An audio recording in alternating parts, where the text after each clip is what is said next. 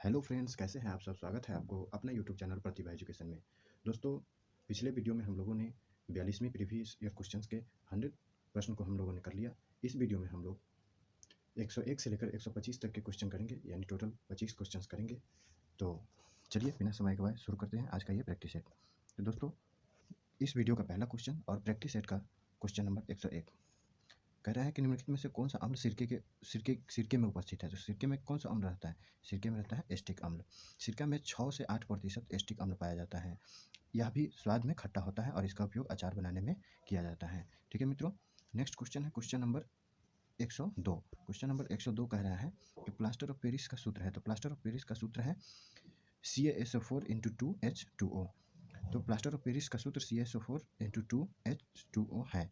ठीक है मित्रों, जिप्सम को तीव्रता से गर्म करने पर यह पूर्ण रूप से निर्जलीय होकर कैल्शियम सल्फेट बनाता है। इसका उपयोग मूर्ति बनाने, शल्य चिकित्सा में टूटी हुई हड्डी को प्लास्टर, यानी हड्डी उड्डी टूट जाएगा उसमें जो प्लास्टर किया जाता है वो प्लास्टर ऑफ पेरिस से होता है। तो इसका सूत्र होता है CaSO4 × 2H2O। ठीक है मित्रों, नेक्स्ट क्वेश्चन है क्वेश्चन नंबर 103। क्वेश्चन नंबर 103 कह रहा है कि निम्नलिखित में से किसमें कार्बन नहीं है। तो इसमें से ऐसा कोई भी नहीं है जिसमें कार्बन नहीं है। हीरा भी जो है कार्बन का प्रूफ है, कोयला भी कार्बन का प्रूफ है, ग्रेफाइट भी। तो इसका आंसर होगा डी। हीरा, ग्रेफाइट, कोयला ये सभी जो है कार्बन के क्या है, अपरूप है, कार्बन के ही अपरूप है। तो इसमें से कोई नहीं आंसर होगा। नेक्स्ट क्वेश्चन है क्वेश्चन नंबर 104। क्वेश्चन नंबर 104 कह रहा है कि सूर्य पर ऊर्जा का निर्माण होता है, यानी सूर्य में जो एनर्जी का निर्माण होता है वो कैसे होता है। तो वो नाभिकीय संलयन द्वारा होता है। सूर्य में एनर्जी का निर्माण नाभिकीय संलयन द्वारा होता है। नेक्स्ट क्वेश्चन है क्वेश्चन नंबर 105। क्वेश्चन नंबर 105 का है कि विटामिन सी का रासायनिक नाम यानी केमिकल नेम क्या है। तो विटामिन सी का रासायनिक नाम है एस्कॉर्बिक अम्ल। विटामिन सी का रासायनिक नाम है एस्कॉर्बिक अम्ल। विटामिन सी का रासायनिक नाम, केमिकल नेम एस्कॉर्बिक अम्ल है। यह जल में क्या होता है, घुलनशील होता है। नेक्स्ट क्वेश्चन है क्वेश्चन नंबर 106। क्वेश्चन कह रहा है कि निम्नलिखित में से किस खनिज द्वारा लोहा प्राप्त किया जाता है। तो लोहा इसमें प्राप्त किया जाता है हेमेटाइट द्वारा। हेमेटाइट आयरन का प्रमुख अयस्क है, जिससे आयरन का हम लोग निष्कर्षण करते हैं। यह भूपर्वती में प्रचुर मात्रा में पाई जाने वाली दूसरी धातु है। प्रकृति में यह धात्विक अवस्था में नहीं पाया जाता है। यह ऑक्साइड, कार्बोनेट या सल्फाइड अयस्क के रूप में पाए जाते हैं। तो किस खनिज द्वारा लोहा प्राप्त किया जाता है? तो ये हेमेटाइट द्वारा लोहा प्राप्त किया जाता है। नेक्स्ट क्वेश्चन है क्वेश्चन नंबर 107। क्वेश्चन कह रहा है कि एक कार बैटरी में प्रयुक्त विद्युत अपघटय होता है। तो एक कार बैटरी में विद्युत अपघटय होता है सल्फ्यूरिक अम्ल। कार बैटरी में विद्युत अपघटक के रूप में सल्फ्यूरिक अम्ल यानी कि H2SO4 का प्रयोग किया जाता है। नेक्स्ट क्वेश्चन है क्वेश्चन नंबर 108। क्वेश्चन नंबर 108 कह रहा है कि शुष्क बर्फ है। तो ये जो है ठोस कार्बन डाइऑक्साइड है। शुष्क बर्फ ठोस कार्बन डाइऑक्साइड होता है। कार्बन डाइऑक्साइड को जब हम उच्च दाब पर संपीड़ित करके ठंडा करते हैं तो कार्बन डाइऑक्साइड द्रव में संघनित हो जाता है और दाब बढ़ने पर कार्बन डाइऑक्साइड धीरे धीरे ठोस में परिणत हो जाता है, जिसे हम शुष्क बर्फ कहते हैं। इसका उपयोग रेफ्रिजरेशन में किया जाता है। नेक्स्ट क्वेश्चन है क्वेश्चन नंबर 109। क्वेश्चन कह रहा है कि प्रकाश विकिरणों की प्रकृति होती है, नेचर होती है। तो ये तरंग और कण दोनों के समान होती है।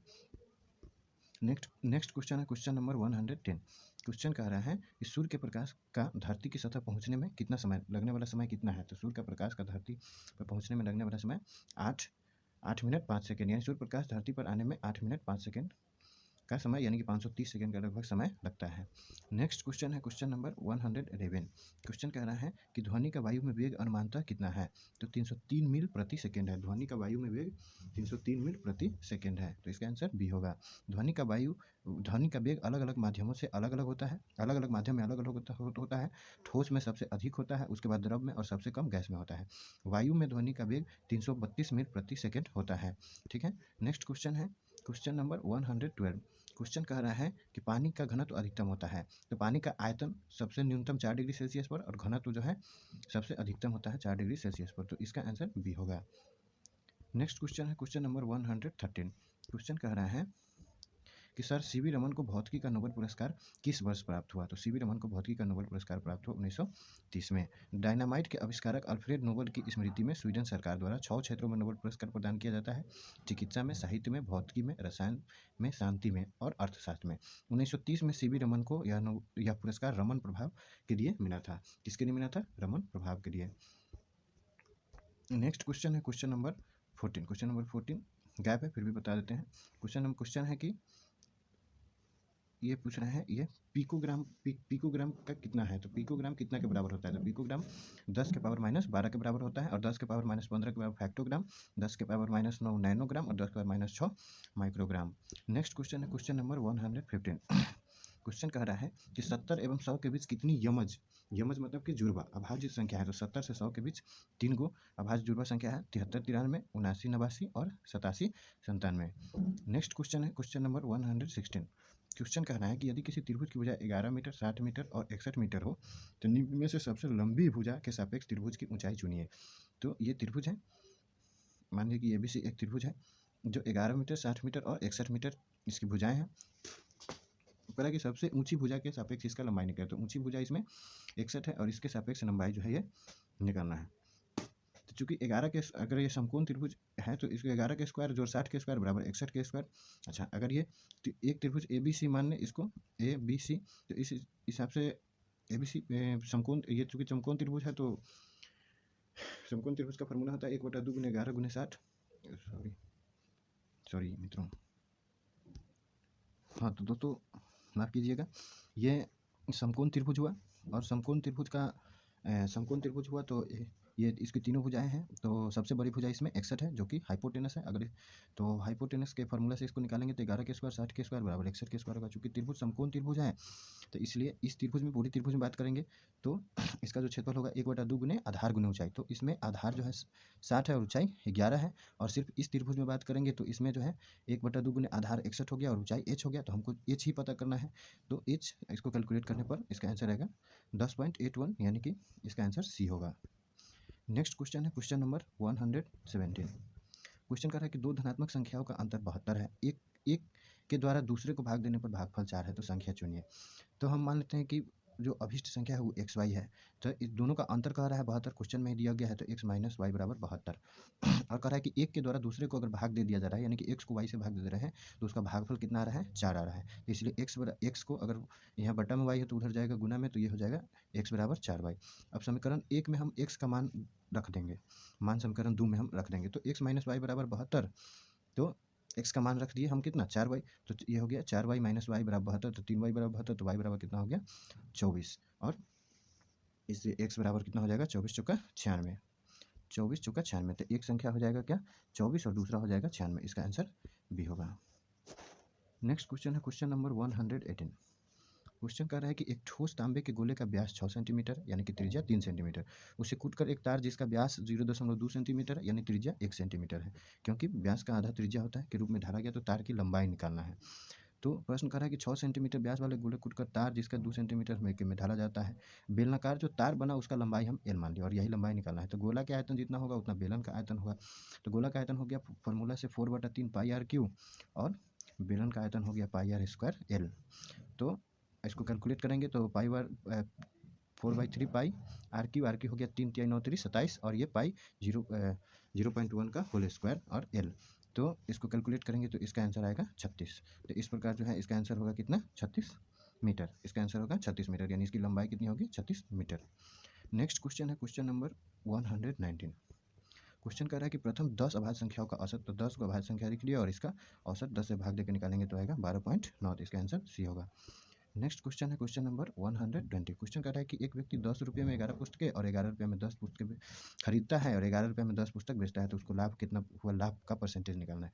तो परसेंटेज लाभ निकालेंगे तो ये 11 को खरीदता है और 10 को बेचता है, तो 11 के स्क्वायर माइनस 10 के स्क्वायर बटा क्रैमूल कितना हो गया 10, तो 10 के स्क्वायर, इसको ट्रिक से निकालेंगे, ट्रिक से निकालेंगे तो ये हो जाएगा 11 के स्क्वायर माइनस 10 के स्क्वायर बटा 10 के स्क्वायर गुने 100। परसेंटेज में निकालने के लिए तो 11 अगर 121 माइनस 10 250 बटा 100, यानी कि 100 से 100 कट जाएगा, तो ये हो जाएगा 21%, यानी कि इसका आंसर 21 होगा। नेक्स्ट क्वेश्चन है क्वेश्चन नंबर 121। 5 मील एवं 8 किलोमीटर के अंतर को यानी कि घटाव को गज में के नाप में चुनना है। तो 5 मील 1 मील 1760 गज, तो 5 मील 8800 गज, और 8 किलोमीटर को मील में तोड़ेंगे तो 8 किलोमीटर को तोड़े पहले मीटर में, फिर तोड़े सेंटीमीटर में, तो 8 गुने 1000 गुने 100 अब बटा फिर ये 36 सेंटीमीटर और 2.54 इंच से भाग दे दिए, तो ये इतना आया कैलकुलेशन करके। तो इसके अंतर को निकालना है, तो इसके अंतर को निकालने पर यानी कि 8800 गज में से इसको घटाने पर इतना आंसर आएगा।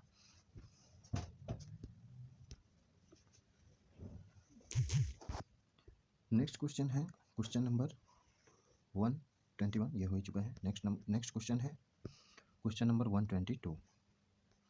क्वेश्चन नंबर 122 कह रहा है कि यदि एक्स क्यू माइनस ए स्क्वायर एक्स प्लस 2 का एक गुणनखंड एक्स माइनस ए हो तो ए का मान बताना है। तो इसमें एक्स बराबर क्या होगा, ए का मान बताना है। तो ए का मान अगर हम निकालें तो एक्स माइनस एक ए गुणनखंड दिया हुआ है, तो एक्स बराबर क्या हो जाएगा ए। अगर एक्स बराबर ए होगा तो एक्स की जगह पर हम ए को रख देंगे। तो एक्स की जगह पर हम ए को रख दिए तो ये हो गया ए क्यू माइनस ए स्क्वायर गुने ए प्लस 2। तो ये आ जाएगा ए बराबर -2। तो इसका जो आंसर होगा ये होगा ए बराबर -2, यानी कि सी आंसर होगा। नेक्स्ट क्वेश्चन है क्वेश्चन नंबर 123। क्वेश्चन कह रहा है कि ए एवं बी दो समुच्च ऐसे हो कि ए यूनियन बी बराबर 18 और ए में 8 एवं बी में 15 सदस्य रहे तो ए इंटरसेक्शन बी के सदस्यों की संख्या चुने। तो ए यूनियन बी बराबर A plus B minus A intersection B. तो ए यूनियन बी दिया हुआ है 18 प्लस ए दिया हुआ है 8 और बी में 15 और माइनस ए इंटरसेक्शन बी। तो ए इंटरसेक्शन बी बराबर हो जाएगा 5। तो इसका आंसर होगा बी। नेक्स्ट क्वेश्चन कटिए हुआ है दोस्तों, सॉरी। लास्ट क्वेश्चन है 125। संयुक्त राष्ट्र संघ के सेक्रेटरी जनरल कौन है? तो ये पुराना क्वेश्चन है। उस समय थे कोफी अन्नान जी। 1999 में संयुक्त राष्ट्र संघ के महासचिव कोफी अन्नान थे, जो घाना अफ्रीकी देश के रहने वाले थे। तो आज का ये वीडियो यहीं पर समाप्त। मिलते हैं नेक्स्ट वीडियो में क्वेश्चन नंबर 126 से लेकर 150 तक के क्वेश्चन को लेकर। तब तक के लिए धन्यवाद।